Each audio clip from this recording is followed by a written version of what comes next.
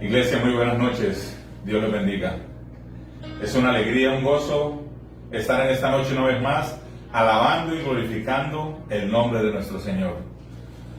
Está terminando hoy nuestra semana laboral para muchos, semana académica para otros también. En fin, hoy día viernes sacamos un espacio al final de la semana para decirle hoy al Señor: gracias por tu presencia, gracias por tu compañía. Usted puede conmigo hoy agradecerle al Señor, y quiero agradecerle a usted que se está conectando y darle la bienvenida, un abrazo fraternal, una bendición del Todopoderoso, mientras algunos hermanos también inician a conectarse en la comunión con el Señor en esta noche de poder, en esta noche de bendición.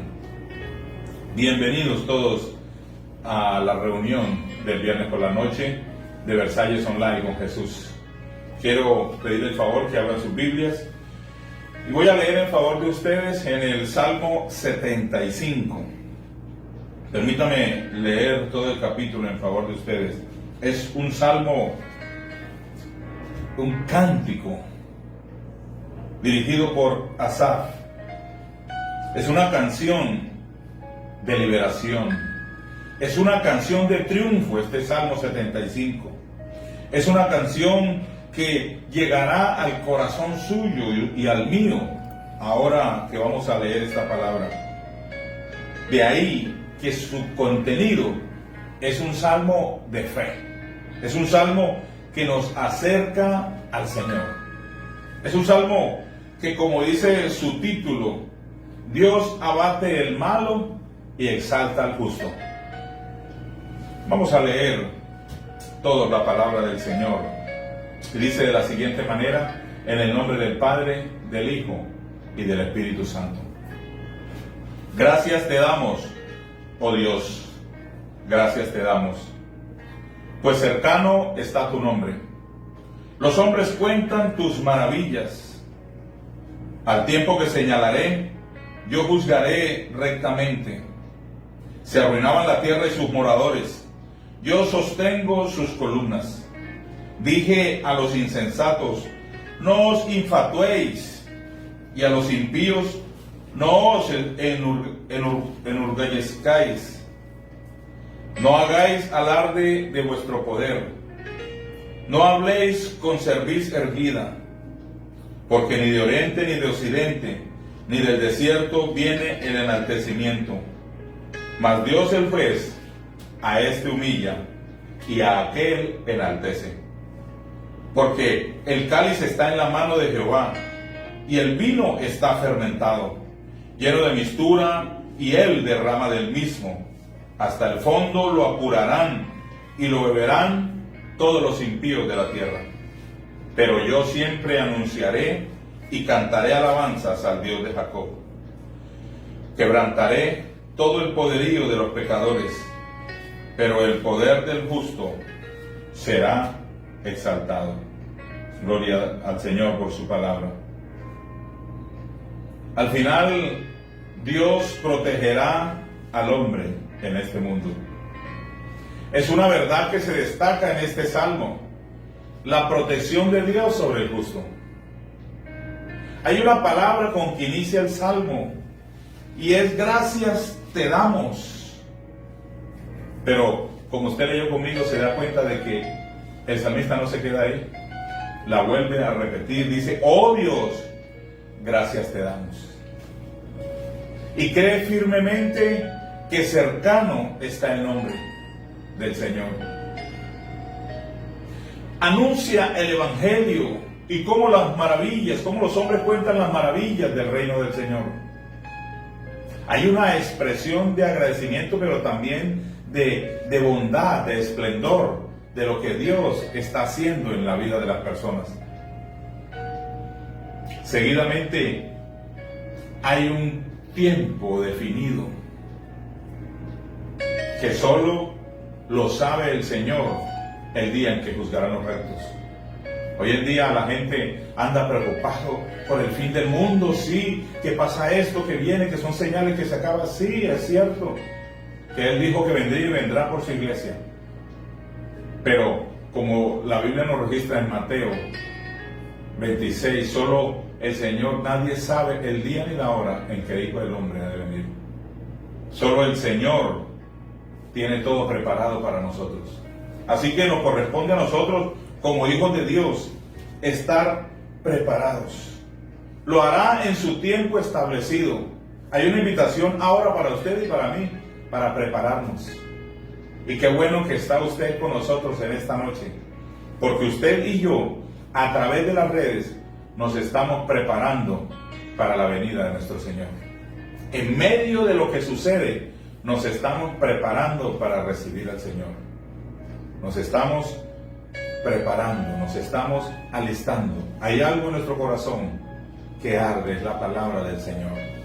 Pero permítame resaltar el versículo 9, que en medio de todo esto el salmista dice: yo siempre anunciaré y cantaré alabanzas al Dios de Jacob. Eso es lo que necesitamos nosotros. En medio de toda circunstancia, anunciar el Evangelio y cantar alabanzas. El cantar alabanzas al Dios de Jacob, a nuestro Dios, ya usted sabe que produce en nosotros alegría, produce fe, produce esperanza de encontrarnos con Él. Así que le animo, hermano, a que como el versículo 1 dé gracias a Dios, y como el versículo 9 cante alabanzas al Señor. Glorifique al Señor en todo tiempo y manifestemos la alegría y contemos las maravillas que Dios hace en nosotros. Vamos a orar, a darle gracias al Señor por esta su palabra y para abrir esta reunión. Padre, te damos gracias en esta hora por tu presencia en este lugar. Gracias, Señor, porque tu palabra nos habla cada vez que la abrimos, Señor.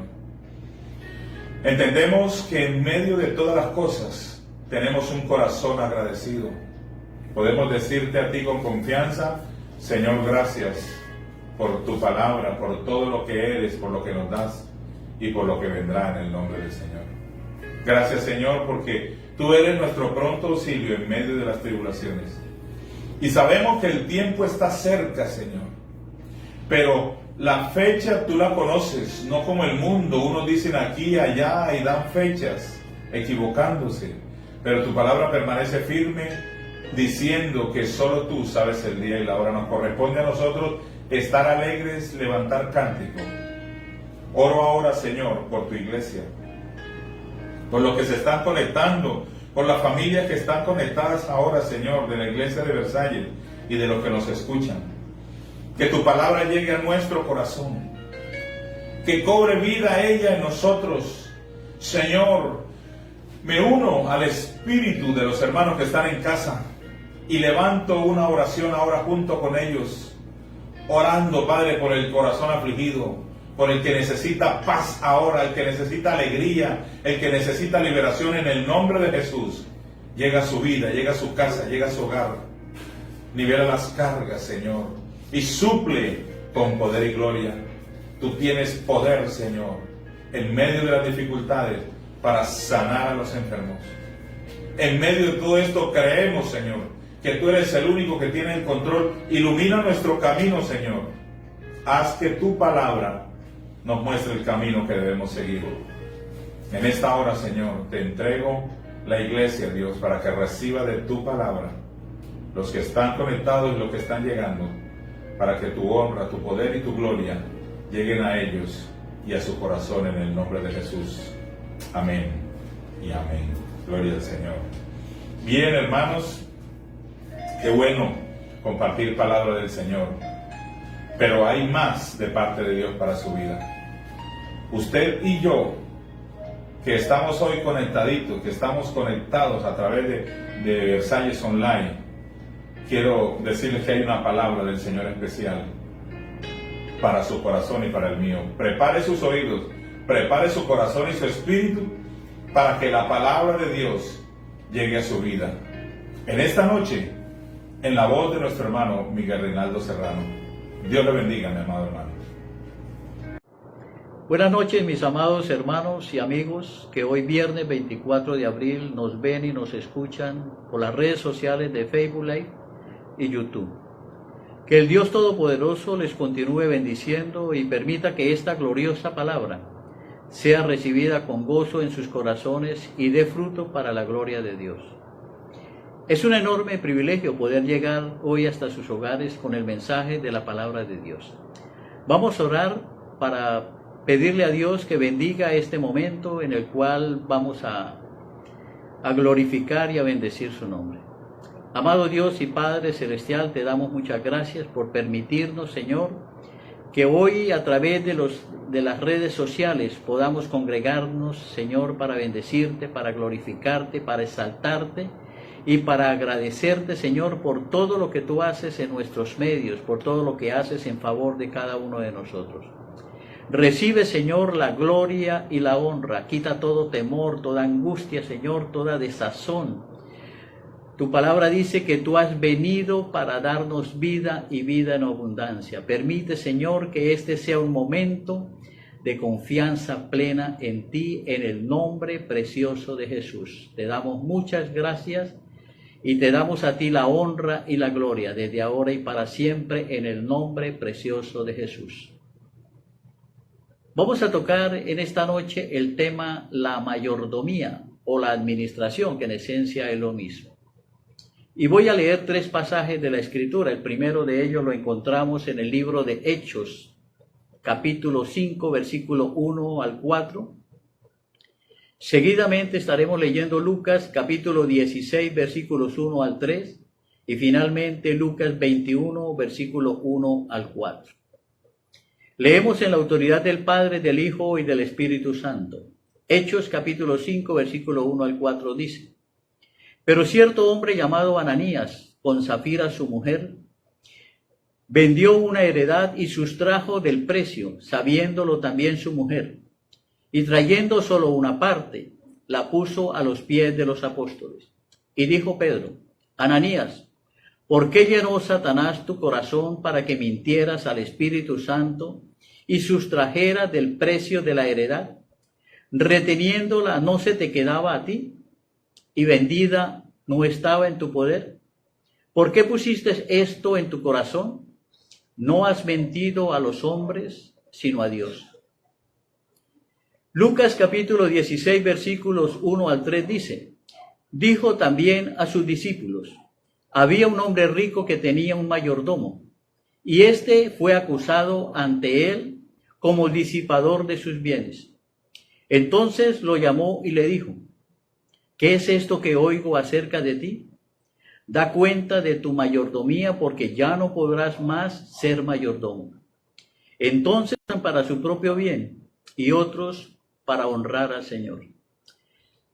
En estos 3 pasajes encontramos a unos que dan de lo que les sobra, otro que toma lo que no es de él, y por último, una mujer que da lo único que tiene, confiando que Dios es galardonador de los que le aman, de los que confían en él, y de los que le honran hasta con sus bienes, sin importar si son pocos o son muchos.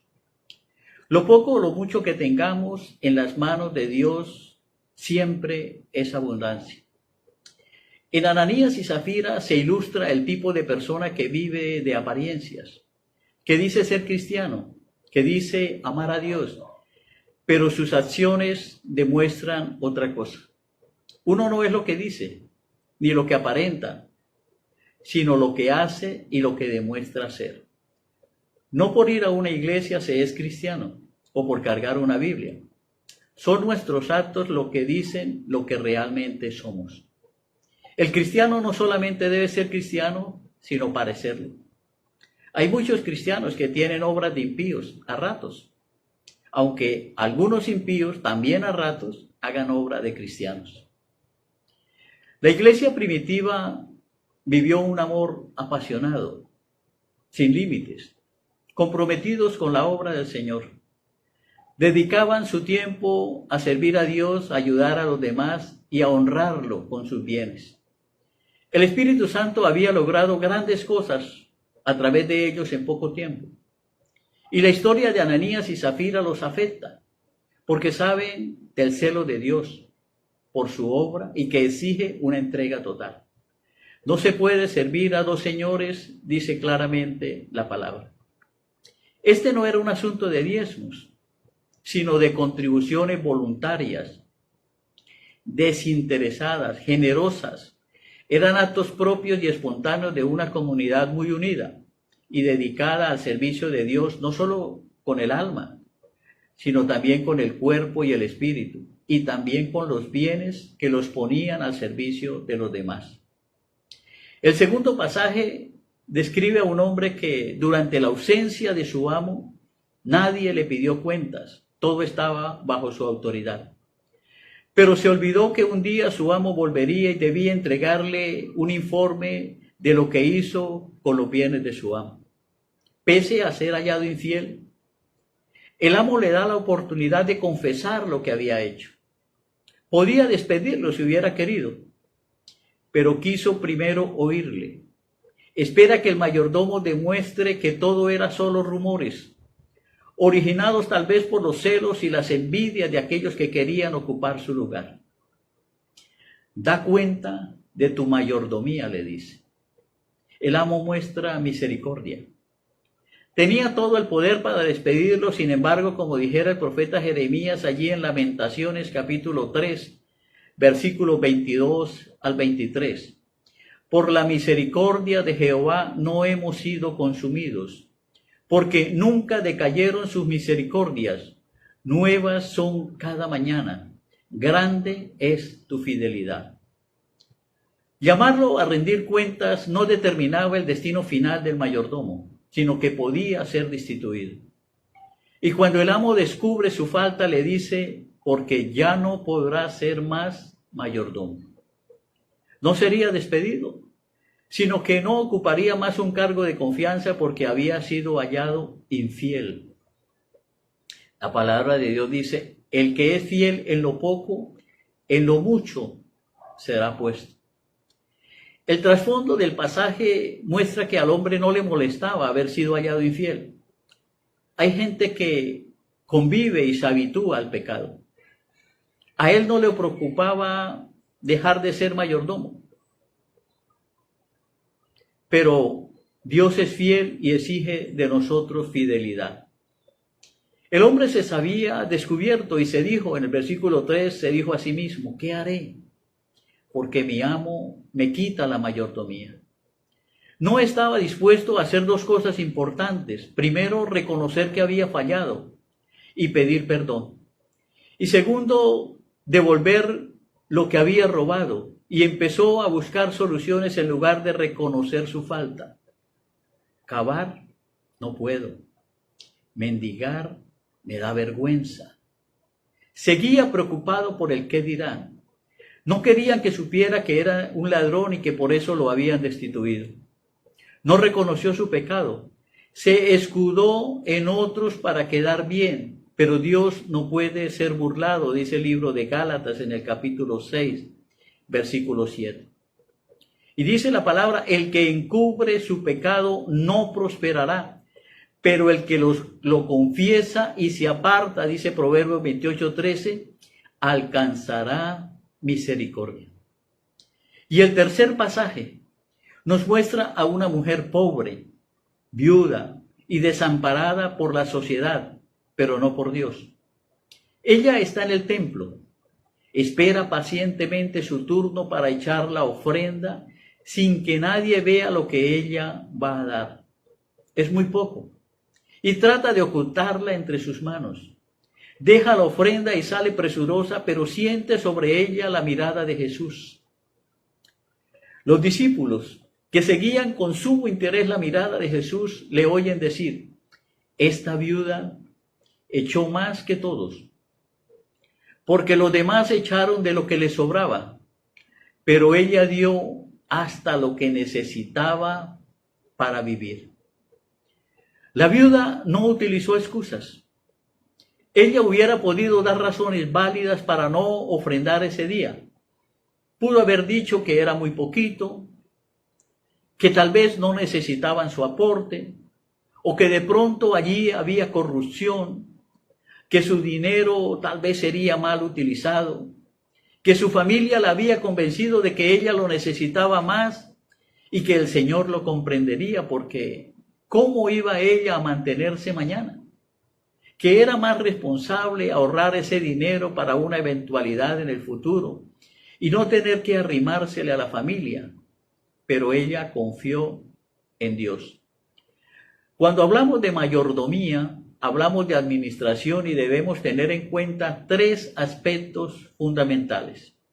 Y el primero de ellos es que Dios quiere nuestro progreso. En 3 de Juan, capítulo 1, versículo 2, dice: amado, yo deseo que seas prosperado en todas las cosas, así como prospera tu alma. Ese sofisma de que entre más pobre sea la persona, está más cerca del cielo, no es cierto, no está en la Biblia. He visto personas con mucho dinero y se mueven por el mundo de manera sencilla, humilde, amable, generosa y servicial. Tienen bienes, pero también amor y respeto por sus semejantes. Y a veces se ven personas llevadas en la inopia, sin dinero, pero llenos de soberbia, de orgullo y de altivez. La base de la prosperidad es la fidelidad a Dios. Allí encontramos en Mateo capítulo 25, versículo 23, dice: porque sobre poco has sido fiel, sobre mucho te pondré. Entra en el gozo de tu Señor. Y el segundo aspecto, Dios quiere nuestro amor. Dios nos creó con el propósito de establecer una relación de amor. Él nos reclama como suyos, no solo porque nos dio la vida, sino también porque nos redimió y fue por amor que Él actuó. Y el amor debe ser la respuesta del hombre. De hecho, para Dios el amor está por encima del deber, del interés y la conveniencia. Y es la única razón aceptable a la hora de dar. Sin amor, aunque demos todos nuestros bienes para alimentar a los pobres o nuestro cuerpo para salvar a otro, de nada nos sirve, dice Pablo en 1 Corintios capítulo 13.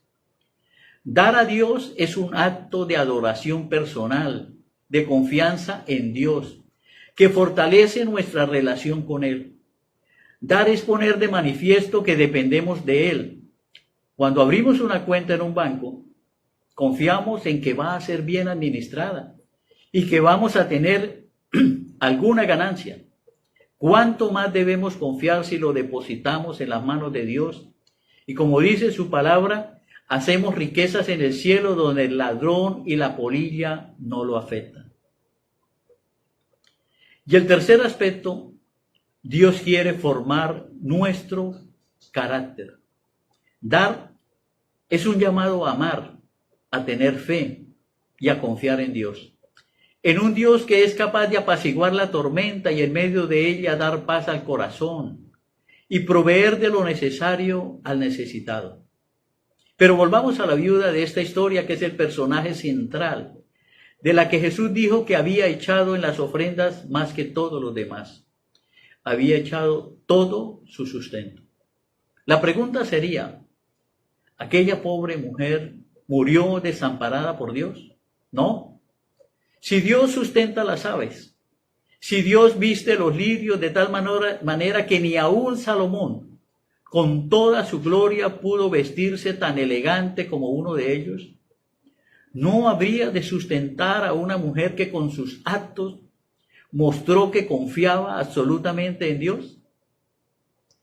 Dios tiene en cuenta elementos que no se pueden cuantificar, como el sacrificio, la actitud, la entrega, el motivo y la disponibilidad para dar una ofrenda. No debemos olvidarnos que Dios ama al dador alegre. La administración de nuestros recursos comienza primero con la satisfacción de nuestras necesidades y luego atendemos nuestros deseos. Está lo que es prioritario y lo que no necesitamos, pero lo deseamos. Puede ser un caprichito. Y para Dios dejamos el resto. tal vez de lo que sobra. Si realmente creyéramos que no somos dueños de nada y que a Él le pertenece todo, primero apartaríamos lo de Dios y así tendríamos una verdadera abundancia. A Dios se le da lo mejor, no lo que ya no nos sirve. Me acuerdo ahora de una anécdota. Un zorro se acerca a un oso y le dice que le quiere regalar una gran bolsa de moras para que mitigue su hambre. Y el oso le responde: es muy bueno de tu parte que quieras compartirlas conmigo, pero tendría más sentido si a ti te gustaran las moras. Dar algo que no es útil para nosotros no es una expresión de generosidad. Bajo esa intención, mucha gente se libera de cosas que le hacen estorbo en sus casas y dan objetos hasta en mal estado.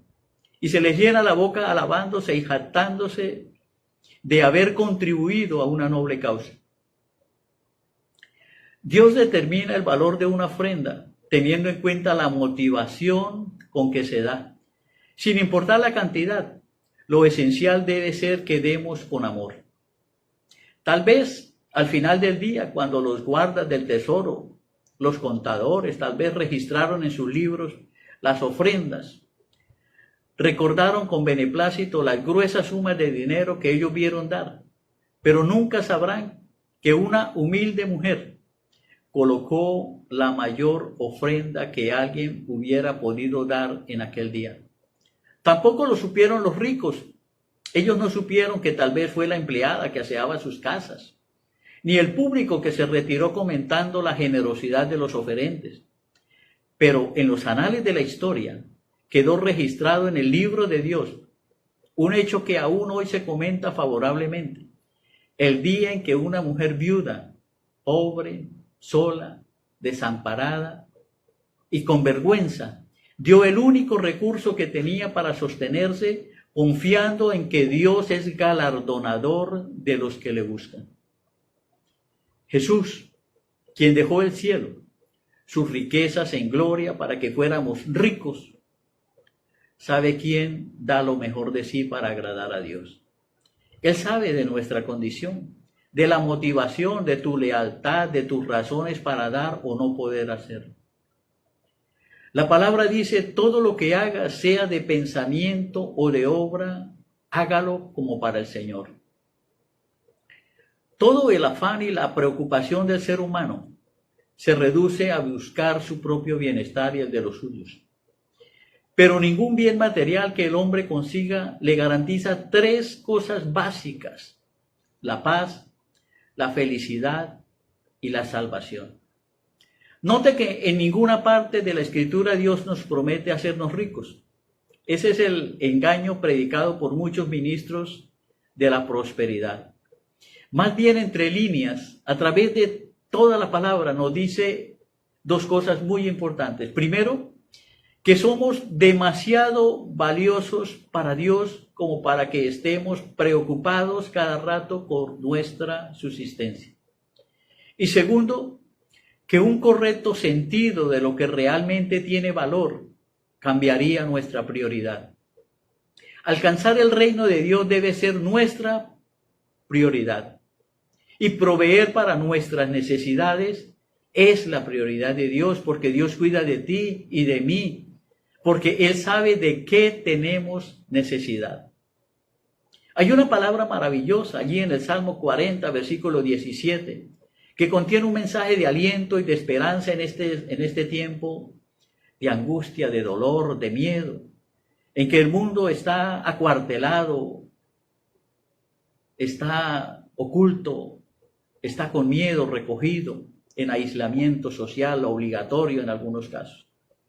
Un mensaje que debería ser suficiente porque lo afirma la palabra de Dios cuando dice: aunque afligido y necesitado, Jehová pensará en mí. Mira, hermano y amigo, seas rico o pordiosero, estés contento o angustiado, sano o desahuciado de la ciencia médica, qué maravilloso saber que el Dios que todo lo puede dedica tiempo para pensar en nosotros sin importarle nuestra condición física, económica o social. Aún así, Dios quiere que le honremos, que le demos el primer lugar, que coloquemos a su disposición nuestras vidas y nuestros bienes.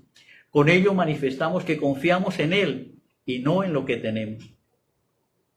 Para dar, debemos creer que las promesas de Dios son reales y que al dador alegre no le faltará nada.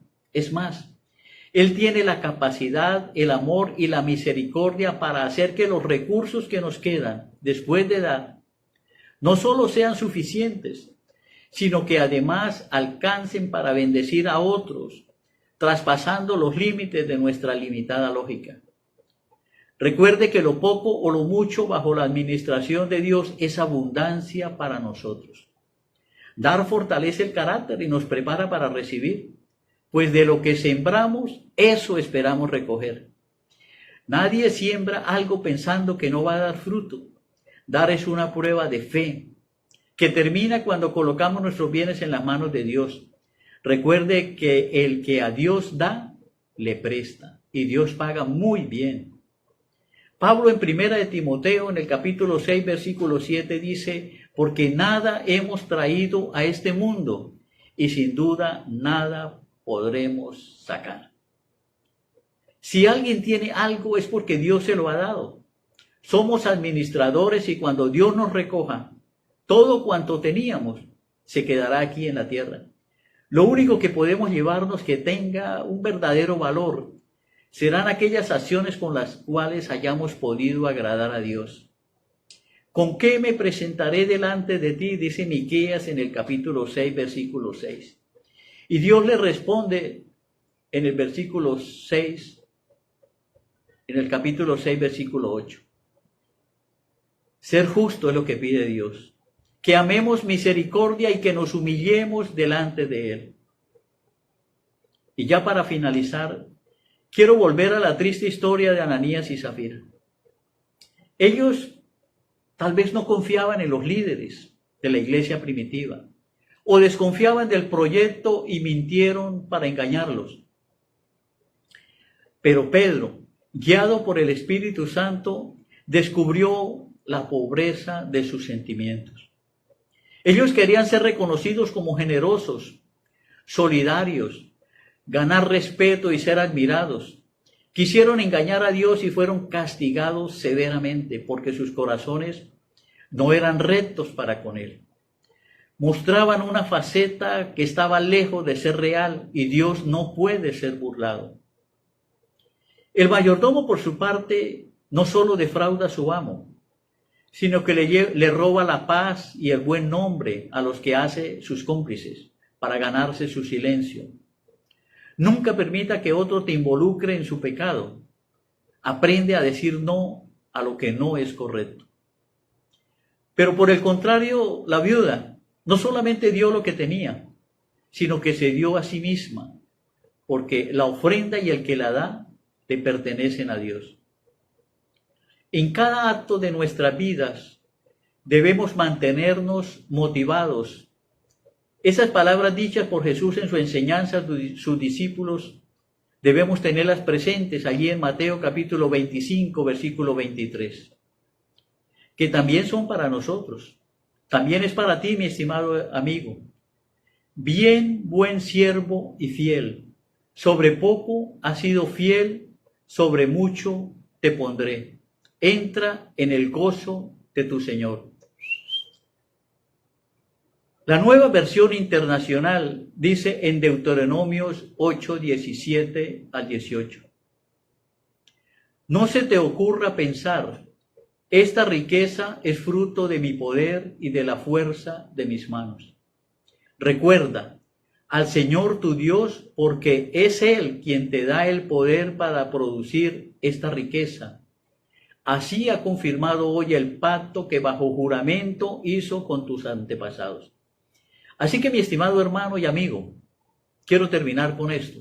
Cultiva el hábito de honrar a Dios, no solamente con tu alma, con tu cuerpo, con tu espíritu, sino también con tus bienes. Oremos. Amado Dios y Padre Celestial, te doy muchas gracias por esta oportunidad que me has brindado para compartir tu palabra a través de estas redes sociales, Señor. y de bendecir, Señor, a través de ella a nuestros hermanos y a nuestros amigos que se encuentran conectados en este momento por Facebook y por YouTube. Gracias te damos, Señor. Sigue bendiciéndolo, Señor, y regálales una noche espectacular, bendecida, Señor. Cólmalos de bendiciones, no solamente a ellos, sino también a cada uno de los miembros de su familia. En el nombre precioso de Jesús te damos a ti la gloria y la honra desde ahora y para siempre. Dios me los bendiga, hermanos.